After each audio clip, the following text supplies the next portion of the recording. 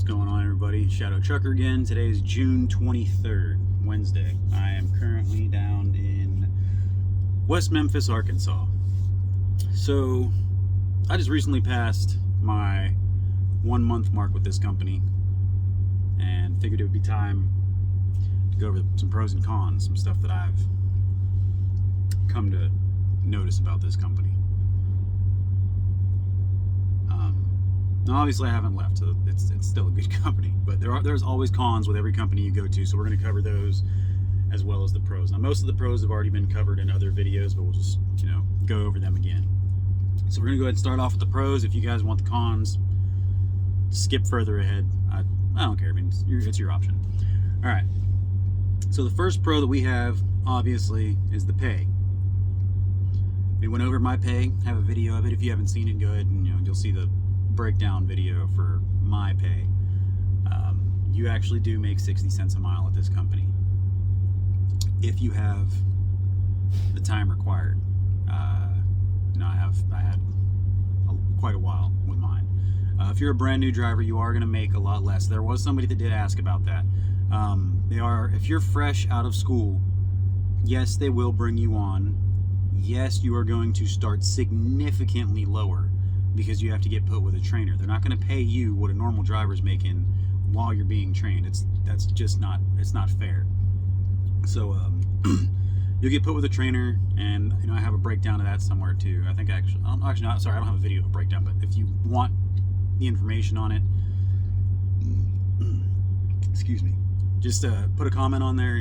I'll send it to you. Send the information to you. It's on their website. I can pull it up and send you the link if you need it. If you can't find it yourself. But you'll start at a lower pay rate. I think it's in the 40 cents, somewhere in the 40 to 48 cents a mile, I think. And then once, every so often your pay will go up. And then once you leave that trainer and you hit your pay marks or your time marks, your pay goes up pretty quick after that. And you end up getting on a normal pay schedule like all the rest of the drivers. So don't get discouraged by that. You're a brand new driver. You're not going to start out making more than other people or the same amount as other people. That's how it is at any job. So the second pro that we have on here is the pre-plans. Some companies will not give you a pre-plan. You'll get your load and you won't get anything until that load's delivered, and then they'll give you your next load. Other companies will give you, one pre-plan, so you know what you're doing after you finish that load, so you can, if you can't get a hold of them, you already know where to start heading, which direction to start moving. This company, there's times where I get pre-planned and I'm planned, anywhere from 2 to 4 days out in advance. I'll have 2 to 4 loads sent to me, which is pretty nice. As long as they don't change, I love it. There are times where it does change and I lose, 1 or 2 of the loads, but the other ones I keep. So that's definitely a plus. You'll come into work sometimes on, off your home time, off your 34 or your 48 or however long you're doing, and you'll know your whole entire week for that week the second you load up your Omnitrack system. The third pro is the trucks. This company actually does maintain their trucks. I mean, the one that I had was messed up. They didn't know about it because it was at a different place when I picked it up. If they know about it, they fix it. They do maintain their trucks. So that's a big plus for me. And all of them are 3 years old or newer. That's as old as they go. You're not going to get anything older than 2018 if you come over here. The fourth one is I don't want to say respect, the politeness that you're shown. I have not had anybody yell, which if you get yelled at, you get yelled at. But if you yell at somebody for the wrong reason, bet your ass we're going to come back and cuss you right back out. Might cost us our job. But, treat others as you want to be treated. So everybody is really polite. Even when things do go wrong, they're still very friendly with you. There are times where, there's been a few times where I wanted to, curse someone out because of the stupid crap that's happened. But I don't, because they weren't that way towards me. So I was respectful right back to them, or courteous back to them. Alright, the next pro is the mileage. It's not the best mileage in the world, but it's not terrible. I mean, you have a minimum pay guarantee. So even if you're getting shit mileage, you're still getting good pay. You can't really argue with it. But it seems like most of the mileage I get is usually, at the low end, 2,200 miles. I think there was one week where it was less than that, and I think that was the first or second week I was with the company. Other than that, it's been 2,200 or above. This week, I think I'm sitting around 1,900 right now, but the load that I have on me is going to put me at 2,400, or the load that I'm about to pick up tomorrow is going to put me at 2,400 by Friday, and then the load after that's 1,000 miles, so that'll be 3,400 miles. But I'm not going to get that 1,000 on this paycheck because the paydays are Thursday to Wednesday. You get paid every Thursday or Friday, but it's Thursday to Wednesday. The next pro is you plan yourself. You don't got to deal with the company giving you a route and you looking at it and being like, this is straight garbage and I don't want to take this, and then forcing you to take it. No, they send you your place you're going, and then you plan from there. You plan your stops for your rest breaks, your shower time, your fuel, and all the roads you're taking to get there. You can take toll roads. I would not abuse it. I have not been given a list of routes of toll roads that are acceptable and toll roads that aren't acceptable. I just tend to stay off of them unless I absolutely need them. About the only time I really touch a toll road is if I'm running out of time. You got stuck in a traffic jam or something like that, and that I know the toll road's going to be the best way because usually less accidents and less traffic for the most part. So then at that point I will take a toll road, or if it significantly cuts down on my time, even if I'm going to be there an hour early. If I look at that toll road and I know it's going to take 3 hours off my time, bet your ass I'm going to take that toll road, because that just means there's more loads that I can pick up, which puts more money in the company's pocket and potentially in my pocket. It's going to be more than what that toll road's going to cost 9 times out of 10. There are some where you just don't touch them. You don't touch the bridges going like into New York City and stuff like that. Over there, what's that town? Yonkers. There's a bridge over there that I can't remember what it's called. I think it's the Washington Bridge or something like that. Never touch that thing. Not going in. When you're coming out, sure, it's free. Heading in, hell no, expensive. The toll road across Pennsylvania, don't touch that one either. Terrible, extremely expensive for semis. That was actually the other pro, was tolls. They let you run tolls. Just don't abuse it. Don't be stupid with it. Don't run a toll road every route you take. You're gonna get in trouble for that. That's just ridiculous. All right, so that covers the pros. I'm pretty sure there's more, but there's just not that I thought of. I mean, I've only had this list for like 2 or 3 days. Now for these cons. Some of these cons I know are going to turn some of you guys away from the company. It's not what it's meant to do. It's just, these are the cons that I've seen with the company so far. So if this turns you off the company, it is what it is. And there's drivers who are going to come out there and still come over here. At least this way you know what to expect coming into this company, and not coming in here and being like, well, nobody fucking told me anything. You've been warned. At least you know what the cons are coming here. Not walking into something and they're like, oh, we're going to give you this and that, and then you walk in there, you're 2-3 months in and you haven't received anything you're supposed to. All right. So the first con that I ran into with this company was when I was stuck out for 3 weeks. I was put on a load to pick up in Memphis, Tennessee, right next door, about 20 minutes away, the place I'm actually waiting to pick this load up at, which is part of the con, this load. I was told by my dispatcher that I was going to pick up this load, take it home with me, and deliver it on Monday, because it was going north. Did not happen. The load planner changed it to get picked up on Monday and then get delivered later the next week. And I couldn't go home because this is 6 hours away from where I live. So they were like, no, you're not allowed to go home. That's too far to Deadhead. So I got stuck on the road for 3 weeks. Instead of being home for 3 days, I was home for like 2.5 days, because that load they had me bringing home for that next weekend, it was a shit show getting home. So that was a con. Now this load that I'm on right now, pretty much the same problem. I'm not going home this time. I've only been out for a week right now, so this time's fine. However, my dispatch says to pick that load up today and deliver it tomorrow in Illinois, which I would have been great with, because means I get the next load and just keep moving, keep making miles. Went to the facility to pick it up, walked in, gave them the load number, and they told me that load had been changed yesterday to get picked up tomorrow and deliver on Friday. So I called dispatch, and dispatch knew nothing about this. They messaged my load planner, haven't heard anything back. So as of right now, I'm just going to drive over there tomorrow, pick it up, deliver it Friday. Is it a big deal? Not really. Is it annoying? Absolutely. I don't know any trucker that likes being told they're doing something and not being told that it's changed ahead of time. There's no point for me to go to that shipper. There was none. I could have been here, sitting here this entire time. I mean, I didn't waste much time. It's only 20 minutes away, like I said. It's a nuisance. The second con is pay. It's not the pay that you receive, it's the payroll department. As far as I can tell, pay at this company gets screwed up a lot. The payroll department is always busy. Trying to contact them is like trying to find a needle in a haystack. It is, to say it's hard is an understatement. My bonus, which you're supposed to get on your first paycheck, I didn't get until 2 weeks later, my third paycheck. Now, I had sent them a message over the Omnitrax. I had left them a voicemail. I had left a message with the main Landair phone number, person that answers that, the desk clerk there that answers that for them. And she, relayed the message. Never heard anything back. I finally got a hold of them one day, luckily. And they told me to contact dispatch to have an email sent to get my bonus. Got a hold of my dispatcher. That's always easy to get a hold of one of the dispatchers. That's never a problem, really. I mean, sometimes you'll wait for like a minute or two, but that's it. It's usually they answer really quick. Got a hold of dispatch. They told them what needed to be done. They sent the email in.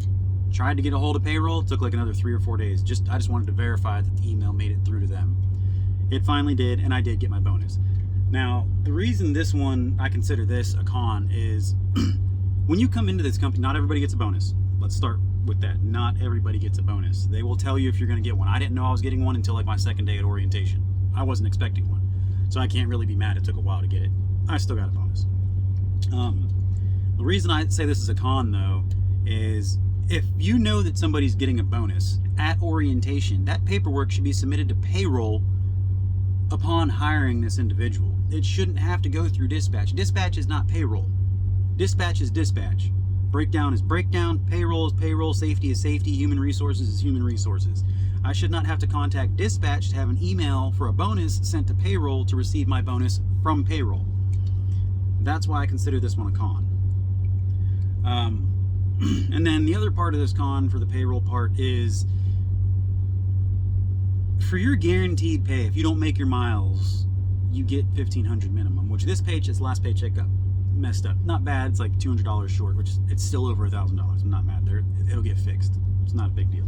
Now, if you're hurting on money, I could definitely see you getting really pissed off about this one and throwing a hissy fit and bitching and complaining, that might be the other reason that payroll's busy, for all I know. It could just be drivers bitching and complaining about every little thing instead of actually having stuff messed up and they're just reading it wrong and interpreting it wrong.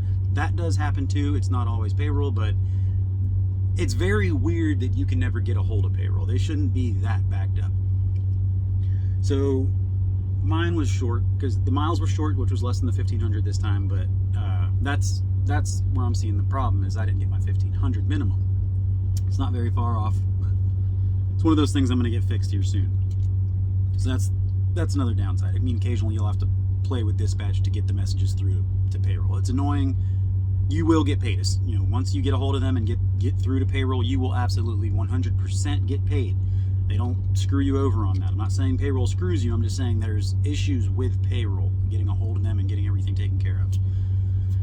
Okay, so that was actually 2 issues in one, getting a hold of payroll and then the pay problems, but that was 2 cons in one.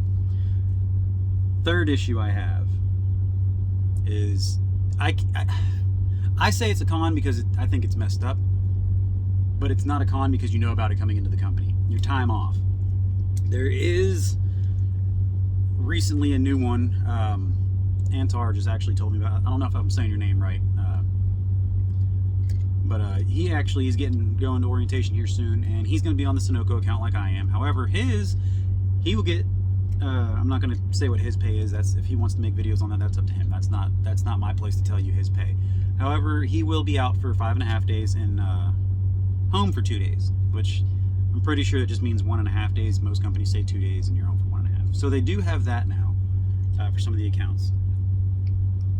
I'm out for 2 weeks, so mine, I find it a problem because you're out for 2 weeks and you're home for 2 days. Most companies you go to, every week is a day and a half. So you would be out for 2 weeks and then home for 3 days. So that one kind of irks me. I don't like it. I can tolerate it. Obviously, it's good money, but it's still annoying. I would prefer to have more home time. 100%. Especially for me, I live on a farm. We got animals. My wife's pregnant. There's things I got to take care of when I'm home, and it's 2 days is not a lot of time to do it. It's really not. Now, the other part of this time off that I'm considering to be a con, this one is not one coming in. This is why I really have time off on there as a con. I was told I'm a 2-week out driver. Now, for me, that means, okay, cool, my schedule is set. I'm out for 2 weeks, I'm home for 2 days, no ifs, ands, or buts about it, unless there's, a previously agreed upon time off, like, hey, I need off for a doctor's appointment, or, I need off because I'm not feeling real good, something like that. That's not how this works. So my wife, since she works too, we got her schedule at work scheduled around my time off, which was supposed to be every 2 weeks. So every other weekend, she would be off so we could spend time together.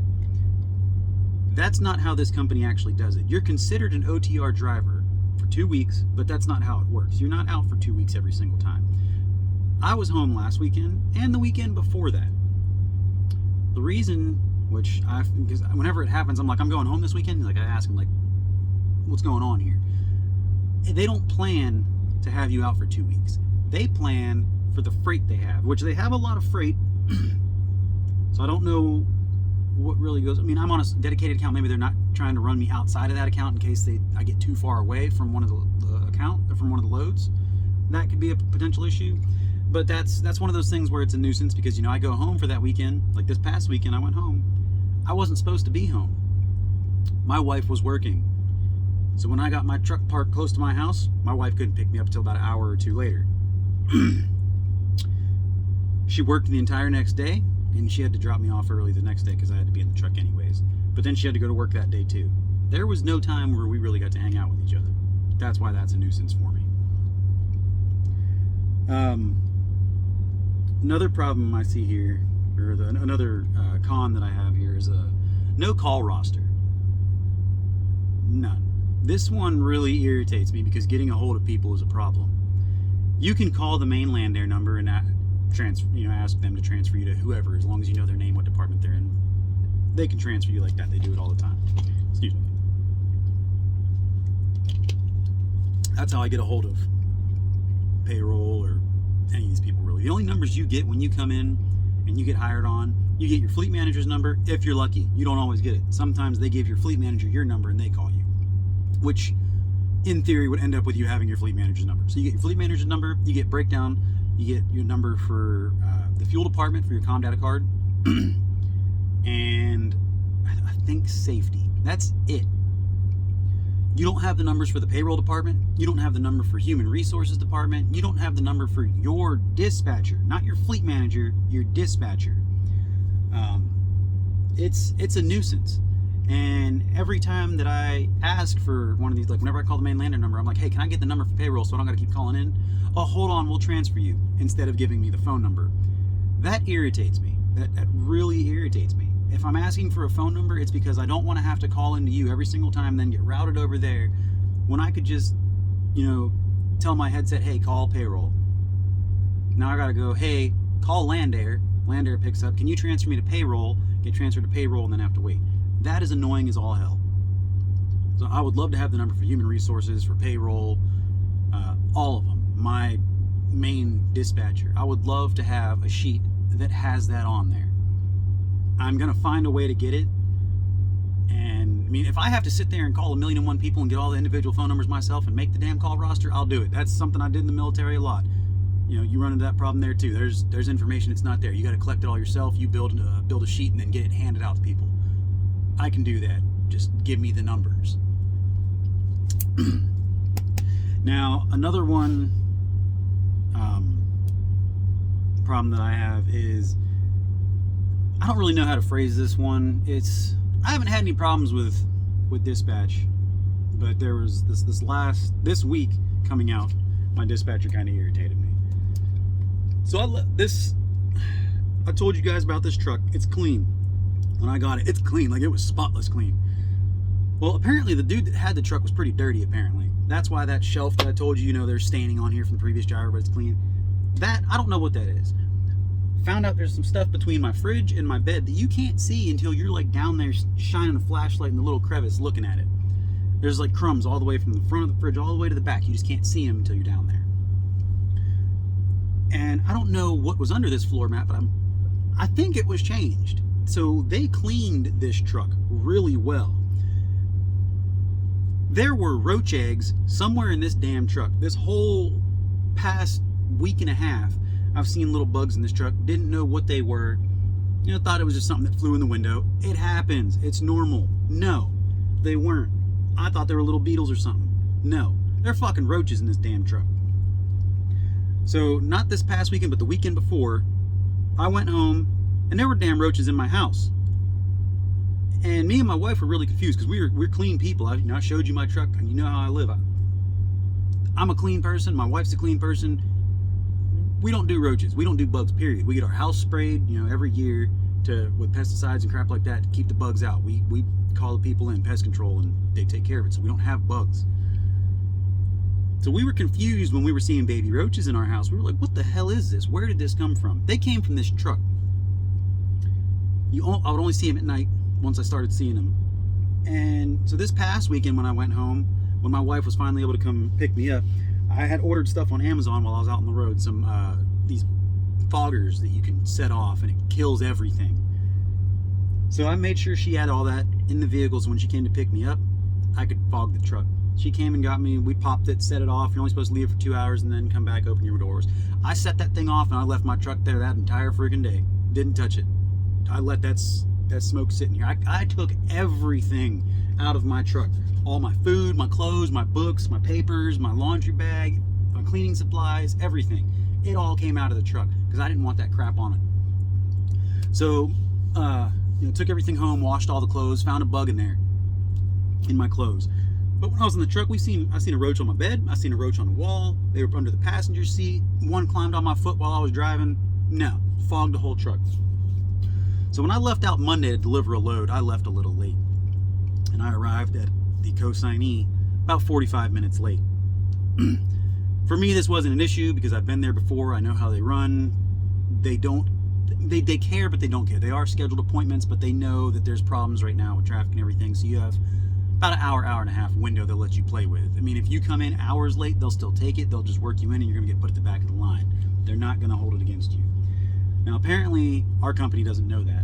So I got called by my dispatcher to go over my pre-plan for my next load, which is the one that I just delivered this morning.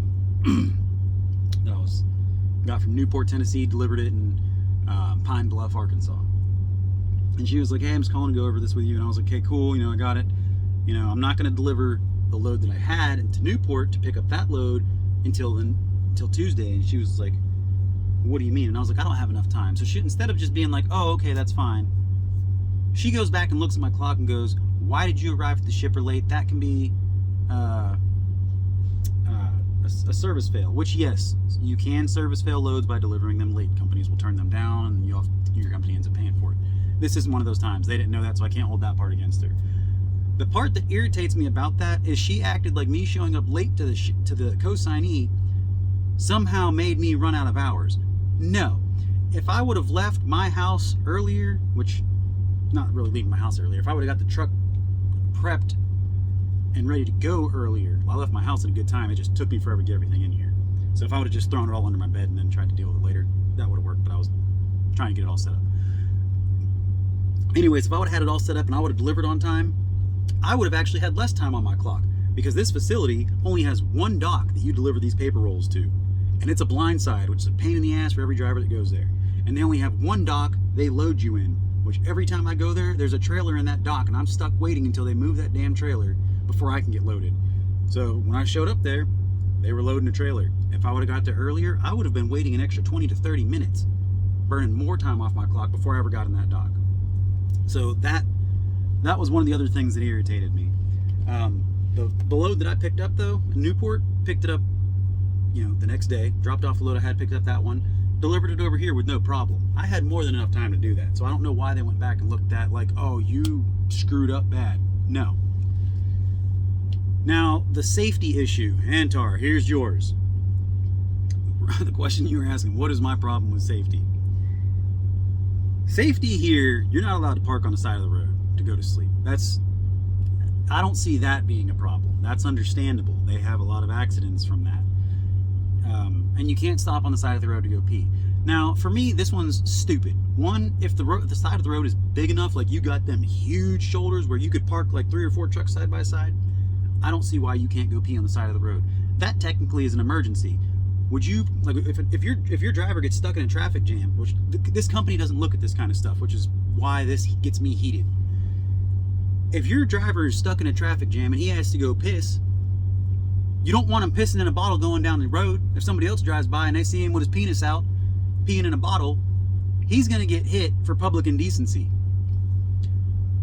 So if he doesn't do that, and he just keeps going down the road and really has to go to the bathroom, the next thing he's going to do is piss on himself, which then that becomes a health hazard. Now he's sitting covered in piss, the seat's covered in piss, which means he's going to have to stop somewhere to get that truck seat taken out, shampooed out, or replaced.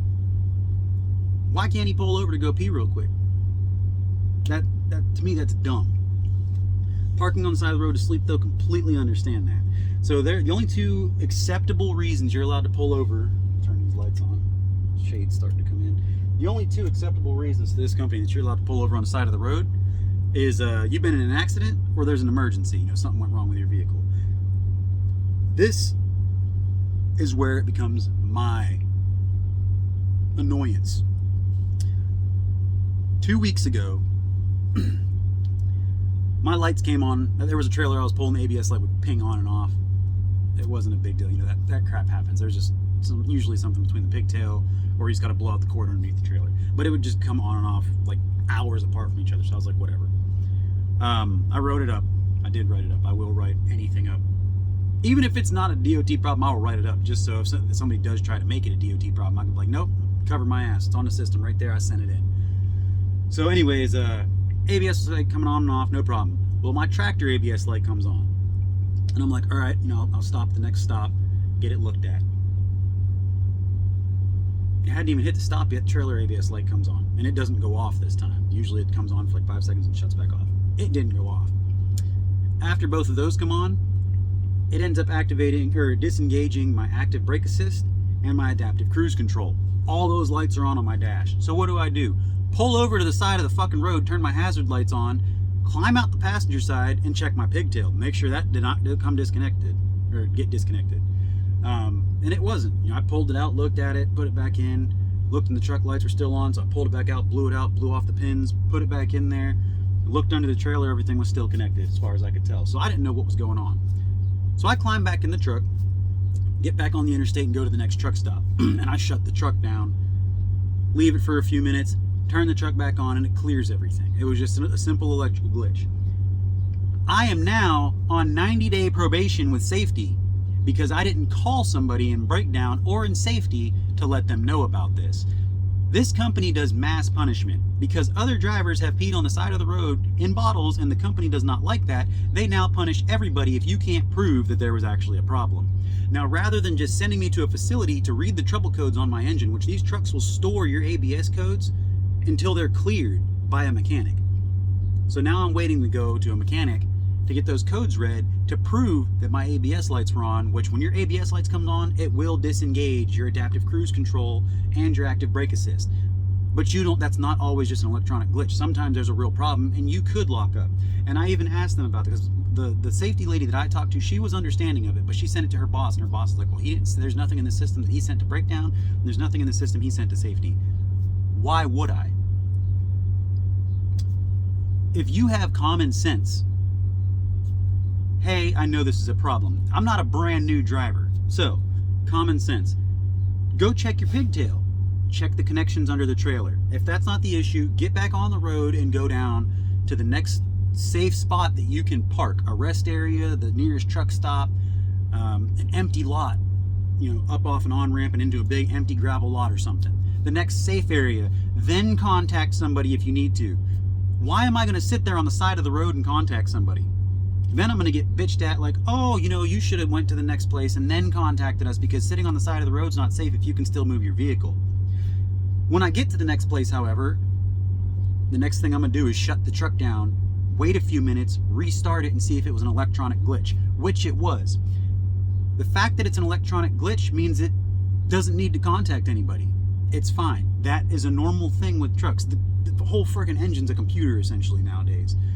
So that's the other part that doesn't make any sense. Why would I contact somebody after the fact? Be like, you know, hey, I need to contact breakdown or contact safety because this. No, it's no longer a problem. There's no longer a reason to call somebody. I can understand them wanting to know, but at the same point, I can't, because it no longer matters. Why would I clog up the phone lines when somebody else might be trying to contact the company? Does that make sense? For somebody that has a real emergency, somebody was just in an accident or something. One of the other arguments I made with the lady that I talked to in safety was, so if I should have just kept driving down the road. What if my ABS was a serious problem with the brakes? My brakes would have locked up. I'd jackknife this truck going down the interstate and cause a massive pileup. Then I'm going to get bitched at for not doing what? Pulling over to the side of the road and making sure everything was okay. But I'm still on 90-day probation until I can go get those codes read and cleared. Or not cleared, but read, printed out, sent in, so they can get that probation removed off me. That's my big issue with safety. There is a lot of stupid crap with them. Not the people, but like the policies that the company has. These systems on the truck, there's part of the collision mitigation system is a sensor that tells you how close you are to somebody. Whenever you get closer than 4 seconds, that thing starts going off. And it doesn't just go off once at 4 seconds and then once when you're close to them. No, it goes off. As soon as you get hit 4 seconds, it goes off. If you're still within that 4 seconds, like every 10 or 15 seconds, this thing will beep at you. They don't want you to have that thing go off more than 21 times in a week.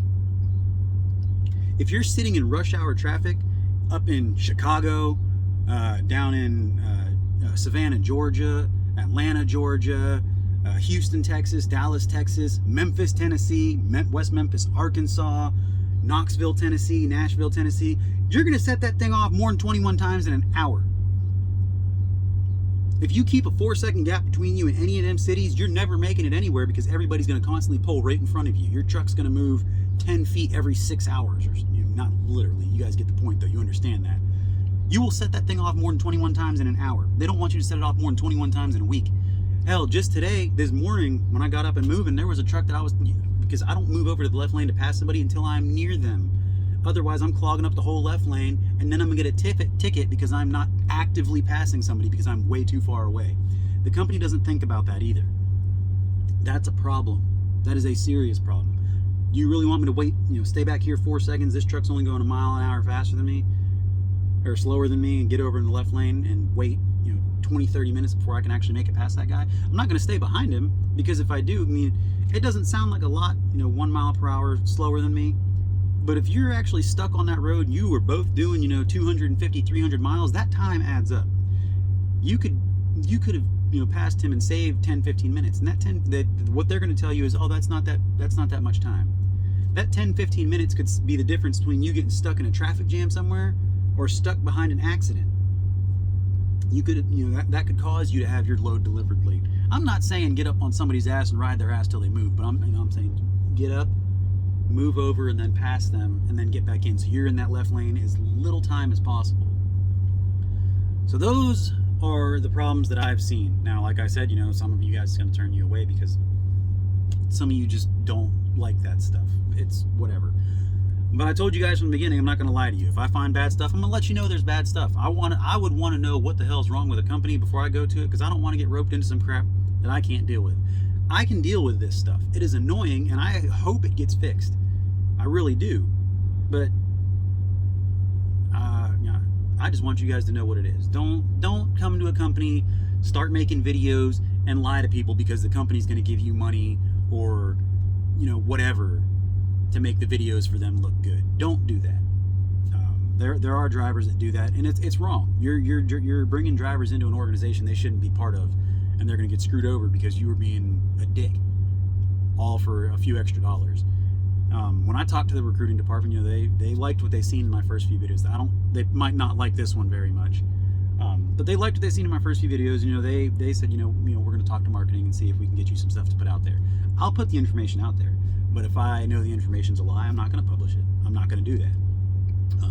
I want you guys to keep watching the channel, keep seeing things, keep getting more information on this company or just information in general. There's some videos I'll probably try to do where it's not about the company, it's just about simple trucking facts and things that'll help new truckers or experienced truckers that don't know some things. Nobody knows everything. There's always somebody smarter than you. I don't think I'm a very smart person, but I think I have common sense, which goes a long way.